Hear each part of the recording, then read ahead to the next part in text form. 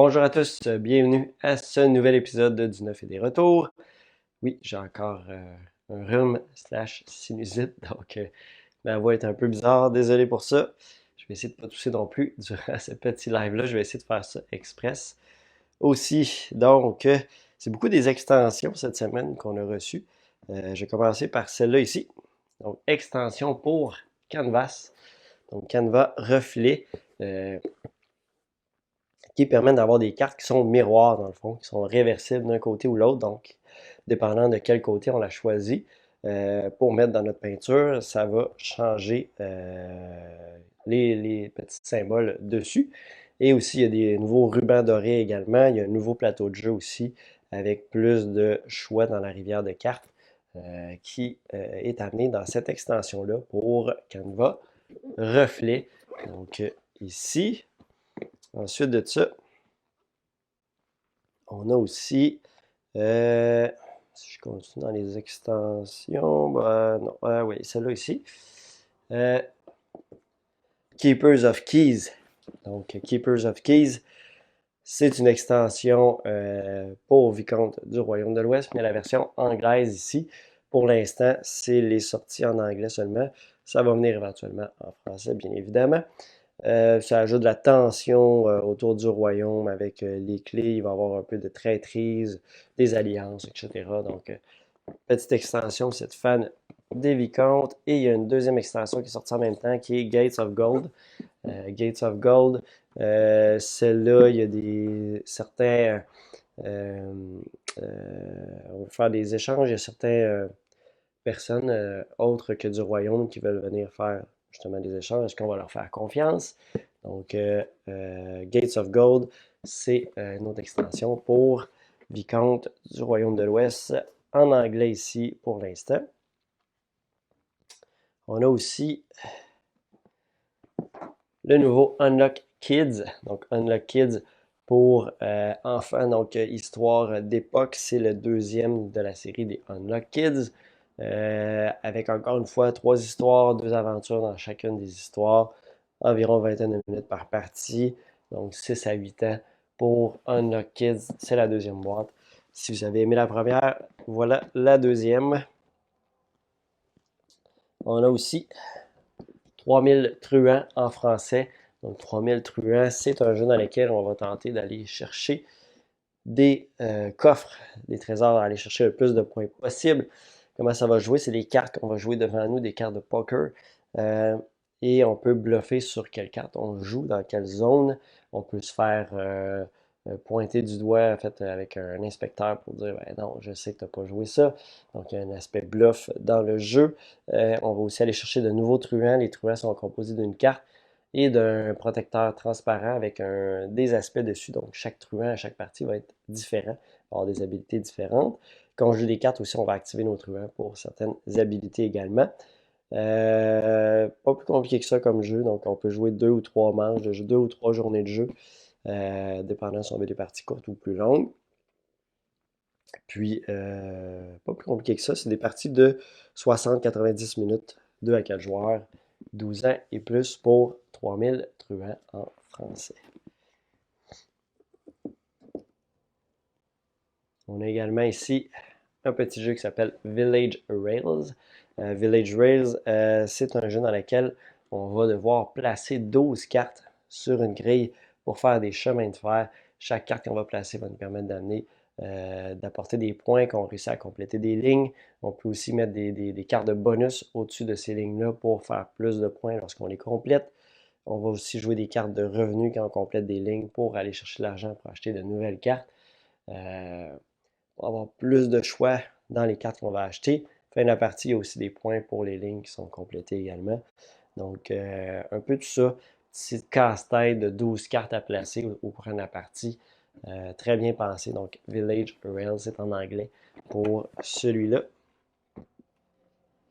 On a aussi une autre extension pour Sagrada. Donc, en anglais, encore une fois ici, pour l'instant. C'est The Great Facade Expansion. C'est Sagrada Glory. Donc, la toute dernière extension pour Sagrada qui permet d'ajouter C'est la troisième et la dernière pour l'extension des grandes façades. Ça amène des nouvelles cartes d'objectifs, des nouvelles cartes avec des habilités aussi. Qu'est-ce que ça amène d'autre? Ça ressemble à ça aussi. Principalement des dés qui semblent être grisâtres aussi. Donc un peu tout ça dans Glory pour cette nouvelle extension de Sagrada. J'ai aussi des petits jeux plus de party. Donc on a premièrement Cock Ring. Donc Cock Ring, c'est un jeu dans lequel on va devoir faire deviner des mots à notre équipe. Mais l'autre équipe, durant ce temps-là, il y a un petit anneau et tente de lancer l'anneau autour du coq. En forme phallique, oui, je sais. Et puis, donc, dès qu'il réussit, c'est l'autre équipe qui fait deviner. Puis l'équipe qui réussit à faire deviner tous ces mots avant l'adversaire gagne la manche, la partie. Donc, petit jeu ici plus party pour Cock Ring. On a aussi Mimsou. Donc, comme le nom le dit, on mime des choses. C'est un jeu à boire, mais qui n'est pas obligé de boire pour y jouer. C'est un jeu de mime, encore une fois, dans lequel, pour les mimes qui sont réussis, ça donne plus de shooter, on va dire ça, à l'équipe adverse. Par contre, on peut s'éliminer de shooter en lançant un petit jeton au travers d'une petite porte. Donc, mime sous ici. J'ai aussi plus connaissance, jeu de questions, connaissances. On choisit un adversaire qui répond à 5 questions, puis il faut, selon les questions qu'on voit, miser sur combien il va y avoir de bonnes réponses. Donc, on a une espèce de bien connaître nos adversaires lorsqu'on choisit un adversaire. Donc ici, qui connaît quoi, c'est comme ça que ça se présente. On a aussi Moron ou Génie 2. Dans le fond, lorsqu'on se fait poser une question, on a toujours une question Moron. Si on réussit la question Moron, qui est souvent très facile, on va avoir la question Génie, qui va nous permettre de gagner des points si on l'a. Par contre, si on manque la question Moron, ben on a l'âne Moron devant nous, puis on ne veut pas être avec lui à la fin de la partie parce que ça nous fait des points négatifs. En fait, ça nous empêche de gagner, je ne me trompe pas. Je suis plus certain, mais en tout cas, tu ne veux pas être l'âne Moron. Donc, pas plus compliqué que ça pour Moron ou Génie 2. On a ici Qu'est-ce que tu fais là? Édition famille. C'est un jeu, encore là, on a différentes façons de faire deviner des choses à une équipe, à notre équipe. Ça peut être soit en mimant, en remplacer des mots euh, pas une dictée, mais dans les phrases, faire une espèce de selfie, euh, mimer plus rapidement, etc. Donc, c'est des petits trucs comme ça pour faire deviner des mots. Donc, partie plus de famille pour qu'est-ce que tu fais là. On a aussi Double, donc Spotted Frozen, donc la Reine des Neiges 2. Tout simplement, donc thématique Reine des Neiges, 4 ans et plus, 2 à 5 joueurs, 10 ans et plus. C'est un plus simple ici pour Frozen avec 4 ans et plus. On va chercher les plus jeunes ici avec ça.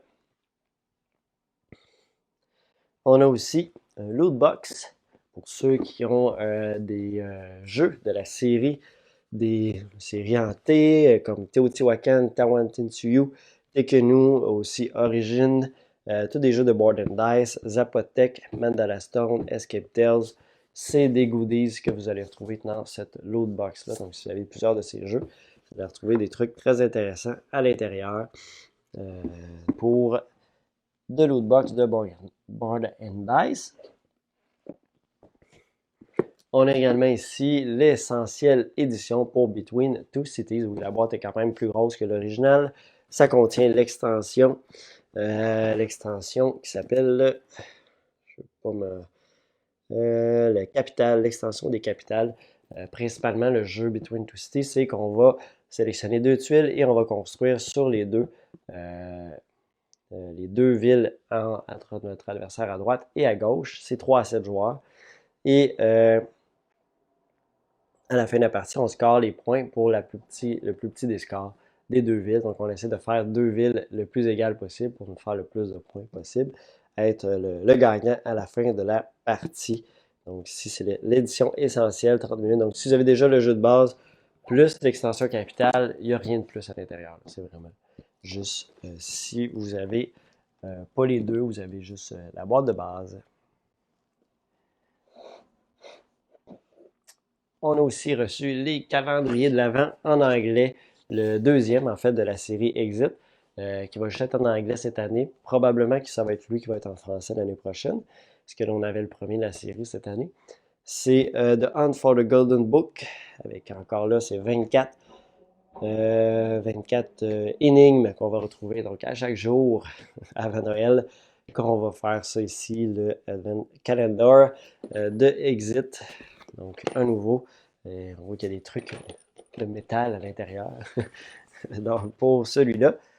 Ensuite de ça, de ce côté-ci, on a. Je viens de me rappeler qu'il y a certains jeux que j'ai reçus vendredi passé, puis que je ne vous avais pas parlé. Donc, on va regarder ici 18 Holes. Ici, c'est le Course Architect. C'est la version Roll and Write du jeu. En fait, version Roll and Write, c'est vraiment un autre jeu différent dans l'univers de 18 Holes. Dans le fond, on va faire un parcours de golf de 18 trous en fonction de qu'est-ce qu'on va faire, en fonction des objectifs qui sont demandés. On va faire plus ou moins de points.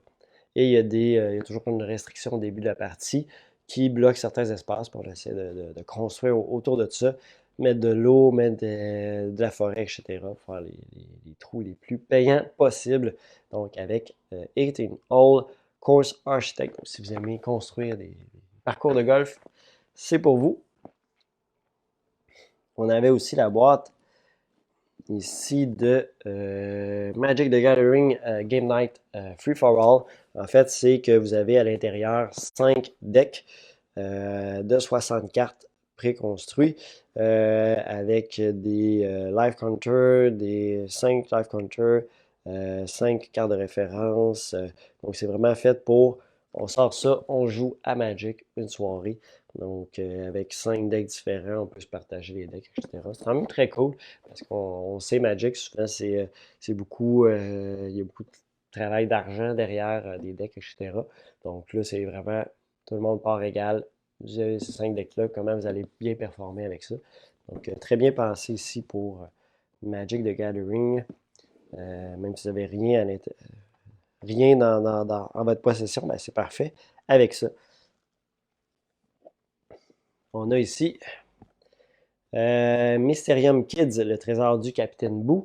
En fait, ici, c'est la version enfant de Mysterium, mais qui est quand même assez différente. Dans le fond, va falloir faire deviner des choses à nos collègues, nos, ouais, nos collègues, nos amis autour de la table, parce que c'est un jeu coopératif, en faisant des sons sur un petit tam-tam. Donc, si c'est un tambour, ben, peut-être qu'on va y aller bam, bam, bam, bam, ou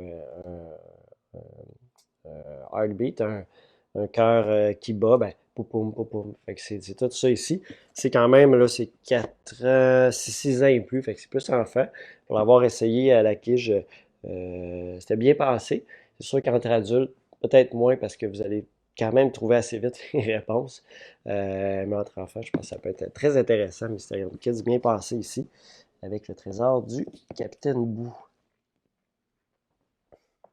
Parlant de 18 Hole tout à l'heure, ben, j'ai 18 Hole ici, justement le jeu de golf dans lequel vous allez faire des parcours de golf et vous allez vraiment jouer avec des cartes, vous diriger à certains endroits et réussir à faire le plus bas score possible. Il y a plusieurs modes de jeu. On peut jouer en bataille. Le premier qui fait le parcours, on continue tout le temps. Il y a aussi parcours vraiment pour faire un meilleur score possible, etc. Donc, il y a toutes sortes de façons possibles de jouer à 18 Hole. Là, j'ai pas l'extension, j'en ai plus de l'extension, j'en aurai avoir d'autres qui permettent d'avoir le vent en jeu et aussi le putting. Donc, qui rajoute un aspect intéressant aussi parce qu'il n'y avait pas cet aspect-là. C'est dès qu'on arrivait sur le trou, la balle était tombée. Donc, des fois, on pouvait faire quand même des trous d'un coup assez facilement sur des normales 3. Donc, peut-être un petit peu moins réaliste pour les plus puristes comme moi. Donc, l'extension apporte ça. Donc, j'avais aussi, ben, juste en anglais, c'est le Fellowship of the Ring, l'extension, la dernière extension Saga Expansion pour The Lord of the Ring de Card Game. Donc, c'est arrivé ici. Aussi, il m'en reste juste en anglais. On a aussi la nouvelle édition pour Circadian First Light. La boîte est quand même plus grosse que la dernière. C'est un jeu dans lequel, dans le fond, on va c'est du placement de dés dans lequel on va faire toutes sortes de choses, toutes sortes d'endroits qu'on peut aller. On va aussi même dépenser des dés à certains endroits pour faire des points. On va perdre ces dés-là. Je me souviens plus de mémoire. On va planifier d'avance où on va aller derrière notre paravent. Et donc, il y a plusieurs endroits qu'on peut aller. Il y a tout sur le plateau aussi qu'on se déplace pour chercher des ressources, etc. Donc, il y a beaucoup d'options dans ce placement de dés. Très intéressant. J'avais joué une fois, là. Donc, c'est la nouvelle édition, Second Edition pour Circadian First Light. Et finalement, ici dans les nouveautés aussi qu'on avait reçues la semaine passée, oups, c'est pas de se faire tomber, j'ai Puzzle Strike 2. Donc, Puzzle Strike 2, là, désolé, j'ai oublié de regarder, je me souviens plus déjà du fonctionnement de ce jeu-là. Il me semble que c'est un jeu de duel, de combat, il me semble que c'est 2 joueurs. Non, c'est un à 4 joueurs, 15 minutes par joueur. Un jeu de combat de cartes dans l'univers de Sylvan Game là, qui ont fait aussi Codex, le gros jeu là, avec pas Codex naturaliste, là, vraiment Codex. Jeu de cartes dans lequel on va recruter des personnages, etc. Donc c'est les mêmes personnages de l'univers sur une game. Donc Puzzle Strike 2, on a ça. Et du côté des retours en stock rapidement, Anabi, ça fait longtemps qu'on n'avait plus des petites boîtes, donc c'est de retour. Je me suis fait demander souvent, donc on en a de nouveau en stock. Millefiori aussi, ça fait pas longtemps qu'on n'en a plus, mais de retour également. Très bon petit jeu de combo. Et aussi ben, le fameux Ark Nova en anglais, on en a encore en français, mais Ark Nova en anglais aussi, il est de retour en stock également. Donc, ça fait le tour de façon express avec ce que j'ai comme énergie ce matin. Donc, merci beaucoup d'avoir été là. On se revoit la semaine prochaine. D'ailleurs, la semaine prochaine, le 27, faut que je prépare des choses, mais c'est le premier anniversaire de la boutique, donc le 27 octobre. Ça s'en vient très vite, là. J'ai été malade, puis ça m'a un peu ralenti dans mes préparatifs pour ce que je veux faire. Donc, je vais essayer d'en faire le plus que je peux. C'est sûr qu'il y a des concours qui s'en viennent. J'ai des jeux qui s'en viennent de certains distributeurs qui m'ont offert pour fêter le premier anniversaire, donc pour remercier les clients. Donc, ça va s'en venir, ça, la semaine prochaine. Donc, sur ce, on se revoit la semaine prochaine et bonne fin de semaine à tous et à bientôt. Merci encore. Bye bye.